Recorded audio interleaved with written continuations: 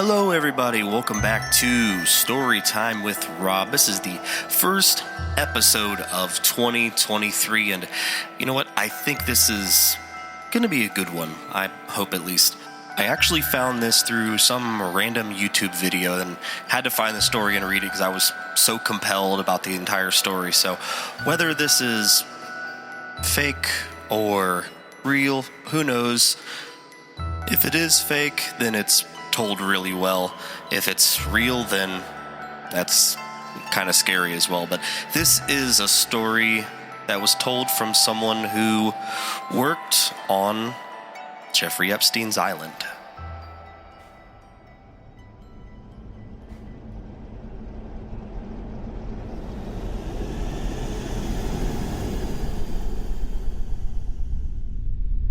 I'm gonna kill myself tomorrow. I'm also sending 3 packets of copied information to the media, one to CNN, one to MSNBC, and one to Fox News. You will all have to see which one tells the truth about the information they receive, and who doesn't. I trust 4chan to do this because of our history with releasing legit info in the face of mass media cover-up. I have been a professional driver and security guard for a circle of very wealthy people for almost 8 years.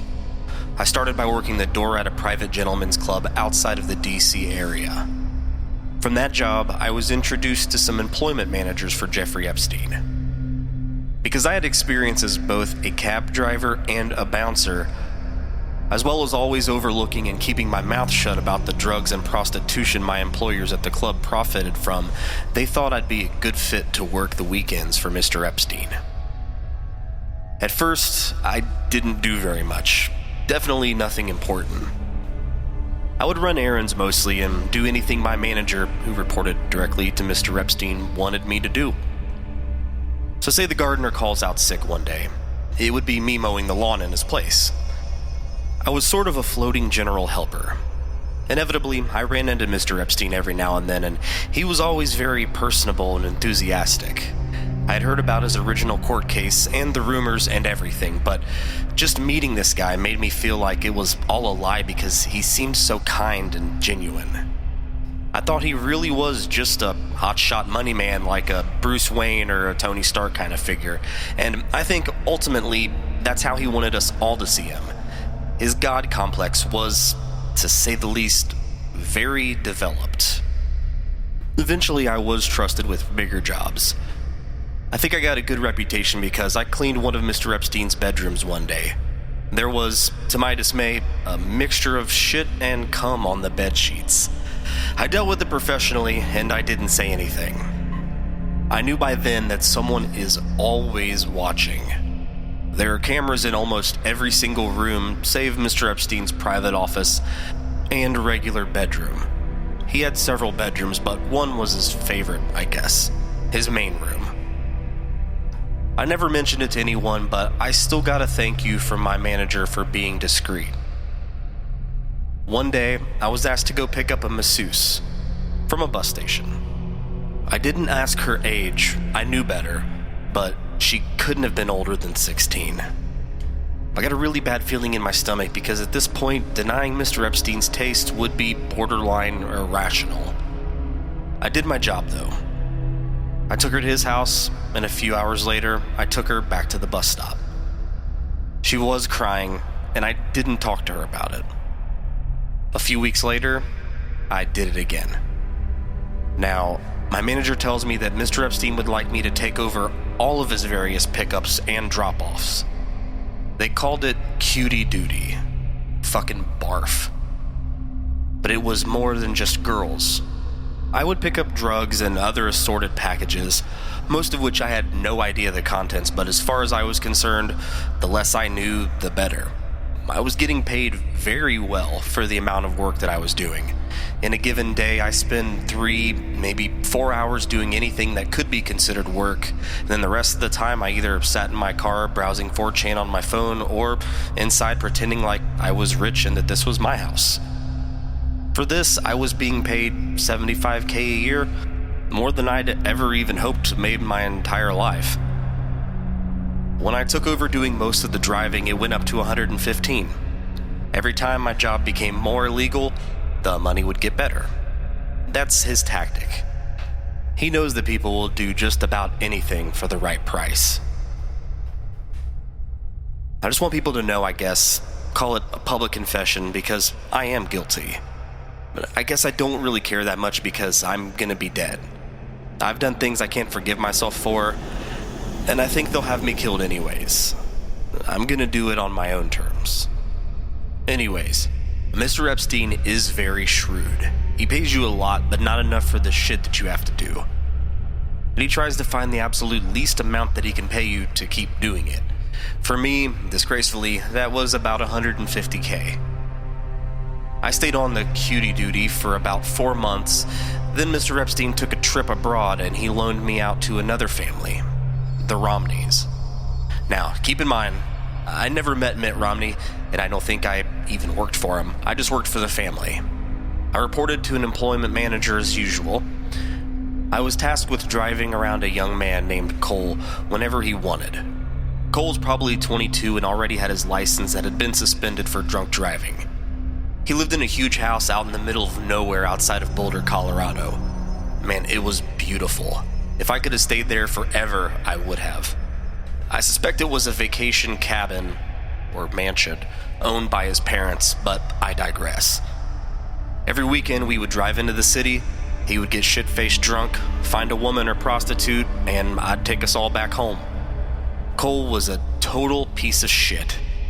If you remember Scumbag Steve, the meme, just imagine Steve's parents were multimillionaires, if not billionaires, and you get the idea. So one Sunday morning, after a typical Saturday night, I report for duty at 8 a.m. sharp, knowing damn well that Cole isn't going to drag his ass out of bed until at least 3 p.m. Here he comes hobbling down the driveway in his socks to my car. He usually texts when he's up and I come inside and start cleaning up his messes. No text today. He comes over to the car as I'm stepping out. He says, hey buddy, we kinda got a problem, but it's not that big a deal. Okay, what? Let's see it. We go inside and upstairs to his bedroom. His girl from last night is laying face up and her mouth is pulled with vomit. She's most definitely dead.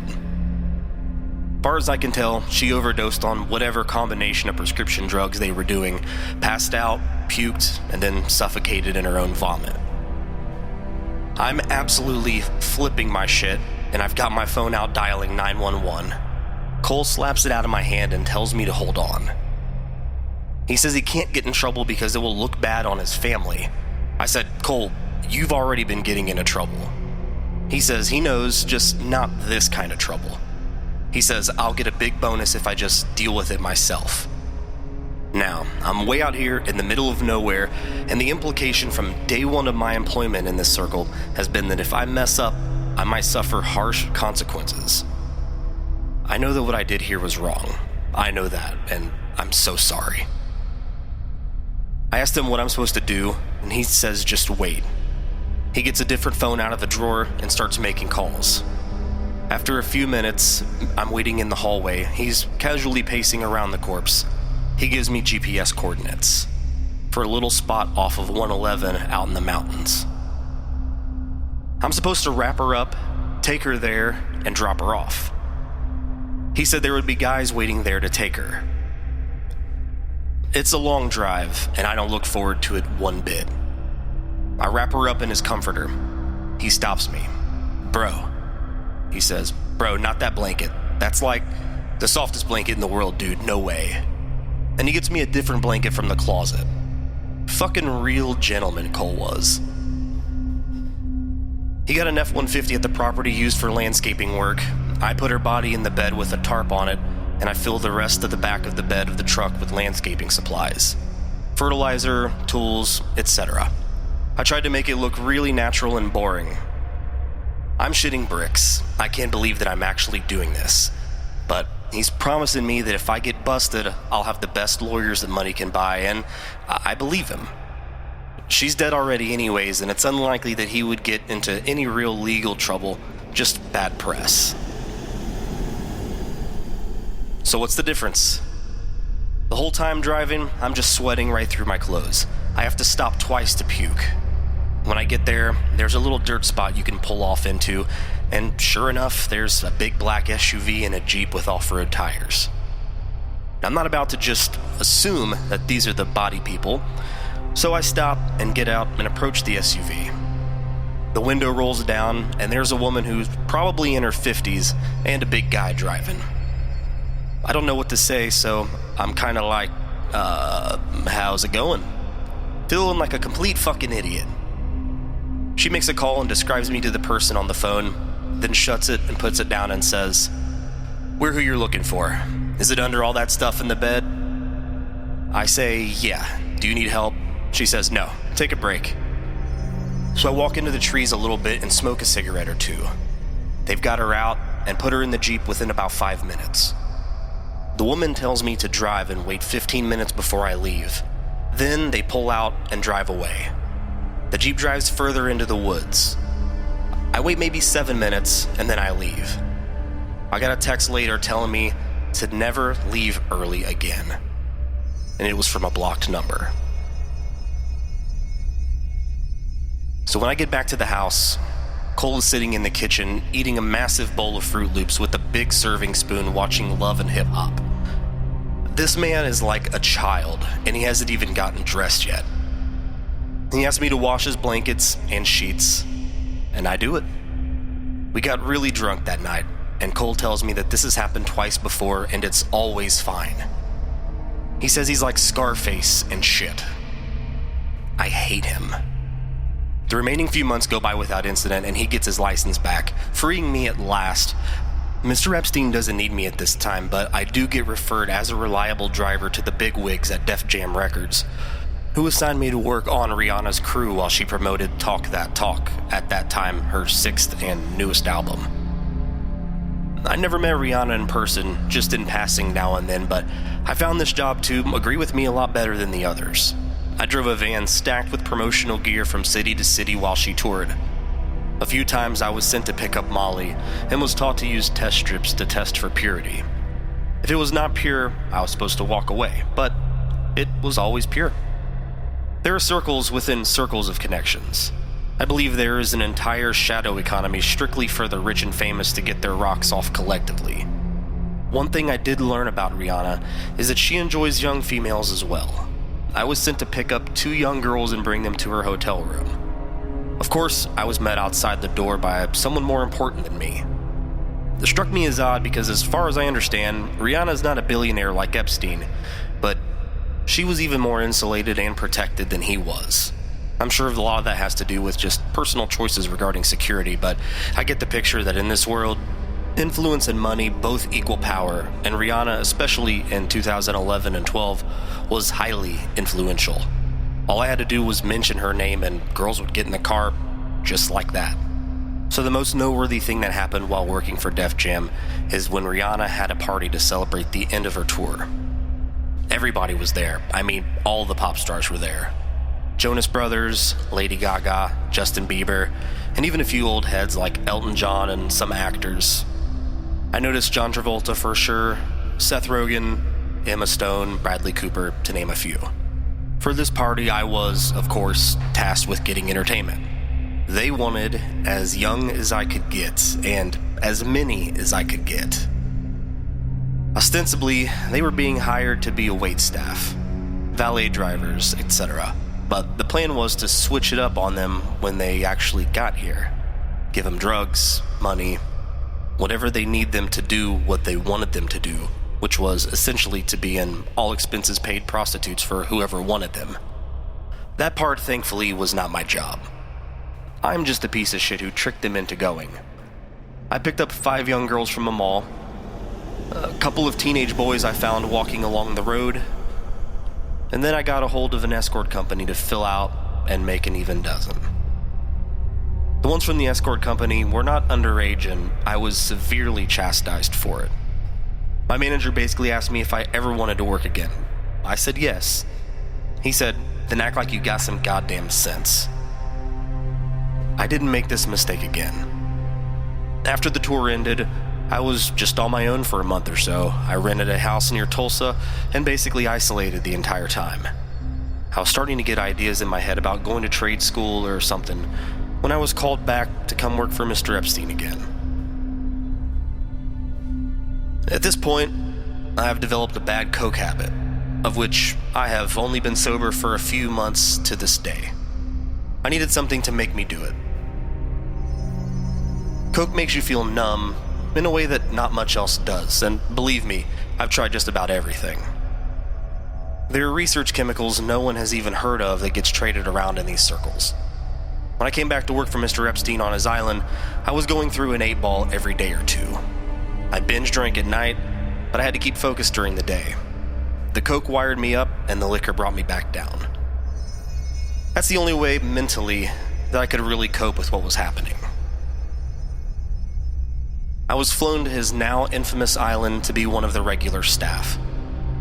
Essentially, I lived on this island for free while getting paid to maintain the grounds and keep the buildings up. When Mr. Epstein was there, obviously he would bring his own entertainment, so I didn't even have to do that. I thought, this sounds like a fucking fantastic deal. Island paradise, great wages, not much real work, count me in. Out of all my sins, I believe sloth is the most damaging one that I indulge in. I always look for the easy dollar, and that's why I prey on people like this. Now, first of all, this island is like paradise on Earth. It's always a comfortable temperature.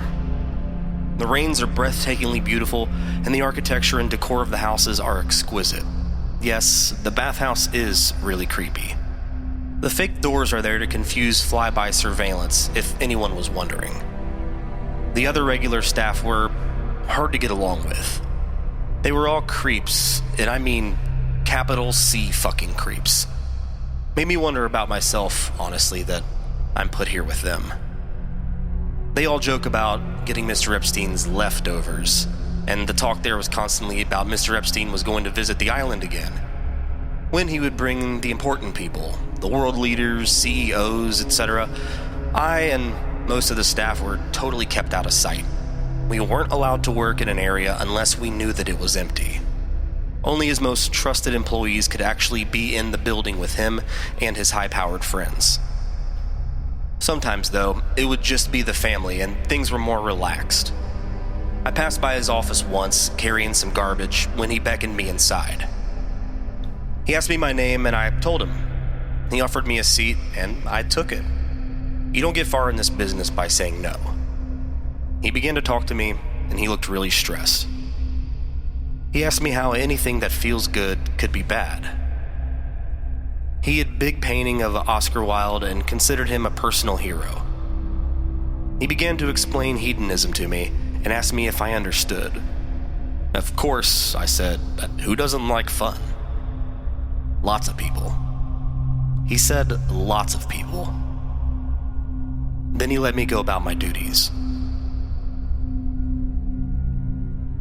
I fucked up really bad one evening and entered one of the maintenance sheds to return some tools I'd been using and saw the sweaty, pale back of a large man hunched over and thrusting. He had a tattoo of Nixon on his back and he was wearing a bull's head mask. He was fucking one of the regular staff members' mouths. He turned to me, I'm just standing in shock, and quite angrily says, "Do you mind?"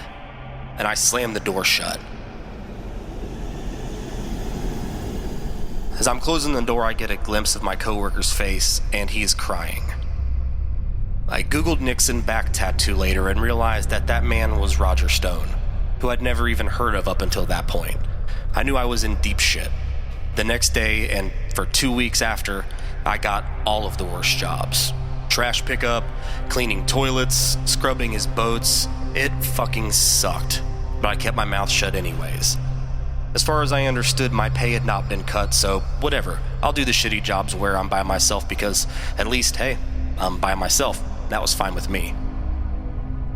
Anyway, things started getting really tense on the island from that point. People started making little comments to me about being nosy or about minding my own business.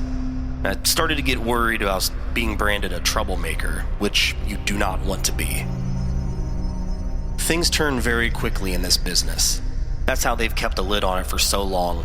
Any small mistake and you're out.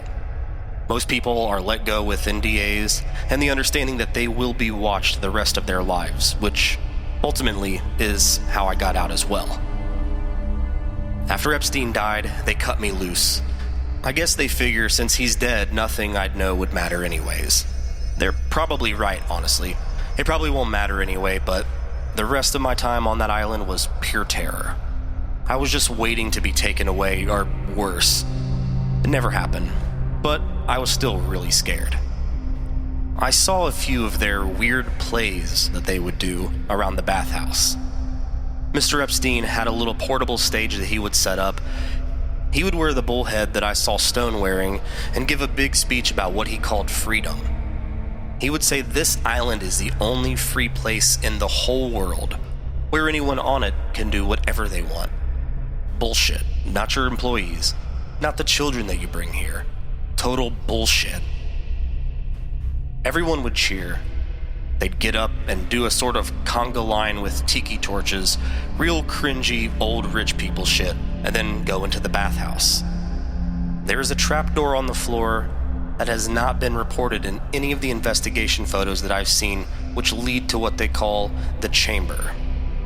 And it's essentially a bondage dungeon. I don't know what all happened in there, and I never want to know. I stayed as far away from that bathhouse as I could. I worked on that island for about a year, and in 2013 through 2014, Mr. Epstein chose me and 2 other trusted employees from the island to come with him to a winter retreat in the Swiss Alps. He owned a small, billionaire, small mind you, cabin, again mansion, there, and wanted people that he knew he could trust because most of the staff would be local hires. Our job on the surface was to help manage all the employees. Like supervisors basically, but the unspoken task would be keeping everyone either in the dark or quiet. Mr. Epstein had a real fondness for plump, young Swiss blondes, and the Swiss, as he would explain, have a very progressive idea regarding the age of consent. He viewed this as a more relaxed way to do what he does, more casual. Part of the thrill for these people, I think, is in fact that it is illegal and that they could get in big trouble. When they go to places that are more friendly with the idea of an older man having sex with a 15-year-old, it's to take a break, so to speak. The Alps themselves, wow. I mean, wow. I've been all over the United States and nothing in this country compares to Europe in terms of sheer beauty. Sometimes early in the morning when I'd come out of my cabin and stretch, looking at the trees, smelling the crisp, clean air, just for a minute, I'd forget what I had done, and what I'm doing. When it came back to me, I'd have to fight back tears. I want the mountains there to be the last thing that I think about before I die. So I've now been there 3 days, when me and the 2 from the island are doing bumps of coke off a butter knife in the lower garage. A boy, maybe 14, skinny, blonde, pale, and naked, who comes through the doorway right towards us. He's speaking French, but I think I got the gist of what he was saying. He was asking for help. He looked hysterical. Immediately, my 2 friends were out of there, and I shouldn't have been far behind. I told him to calm down, it's okay, I'm gonna help you. I just wanted him to feel better. This all took maybe 30 seconds before one of the nannies came in. He looked at her, confused, and I get the picture that he was trying to decide if she could be trusted. She couldn't. She shushed him and put her jacket over him and took his hand. She was speaking French as well, and it sounded like a mother consoling a frightened child. She led him back into the house, and I did not see him again. I never mentioned it to anyone, and nobody ever mentioned it to me. During my last couple of weeks there, I witnessed firsthand the murder of an independent journalist.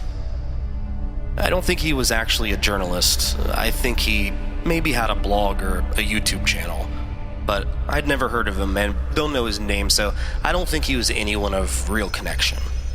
He was one of the local hires, a dishwasher, but he was seen with a cell phone out, possibly recording. Me and the other two from the island were asked to go check it out. So we go get the guy and ask him to empty his pockets. And sure enough, he's got a phone. We tell him to unlock it, and he wouldn't.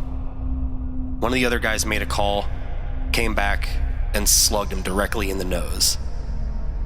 I think he broke it because there was blood just pouring out and the guy started screaming.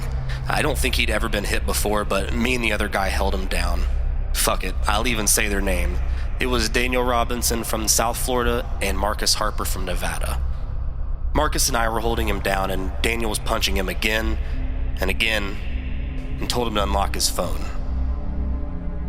He complied this time, and sure enough, there were pictures and videos from inside the house. We knew he hadn't sent anything out because only wired connections work there.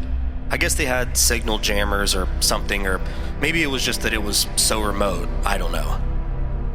Anyways, Daniel made another call and tells us to take him outside into the woods.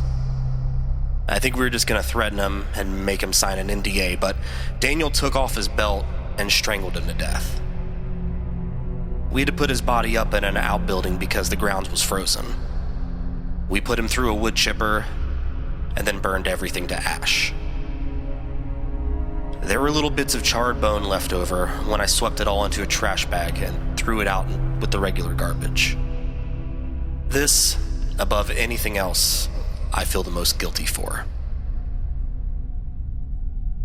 After that, if I wasn't in before, I was definitely in now.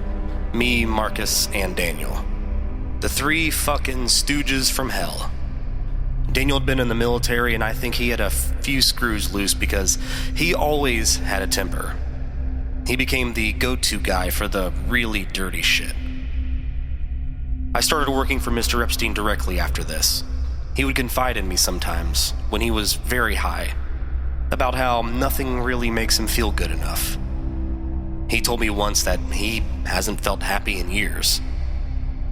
I wish I had the stones to tell him that the life he is living is only bringing him down. For a brief moment, I felt empathy for this man. And I think that too was part of his game, though. I don't think he'd ever had a single genuine feeling in his life outside of sexual gratitude. He never mentioned the journalist to me. It was like that it never happened, but we both knew that was the reason that I was working directly for him. Hey, listen. I think I've said about all I care to right now. I'm gonna go get a bottle of something before all the stores close, and if this thread's still here in a few hours, I'll answer questions and tell some more stories.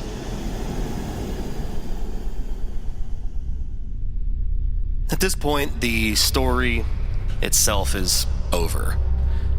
Now, the OP does come back, writing a comment that says, "All right, boys, I'm back. I'm also on my way to a really mean drunk. Ask me questions."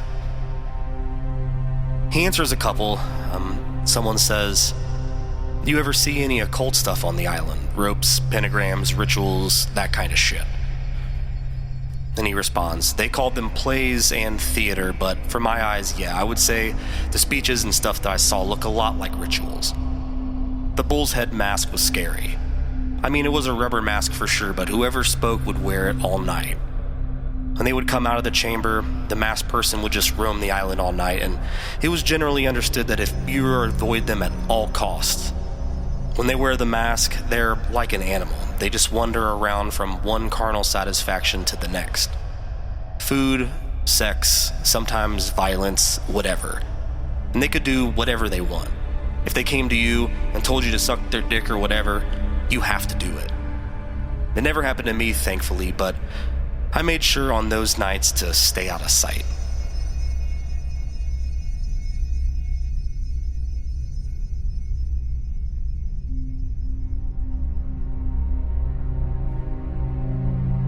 There's a couple more strange and interesting things about this story, and one of those is that this whole story was done during one day. This was July 2nd of 2020. Now, from the first part of the story to the end, there's never another post by this OP. And also, 8 hours after the final part of the story was submitted, Ghislaine Maxwell was arrested.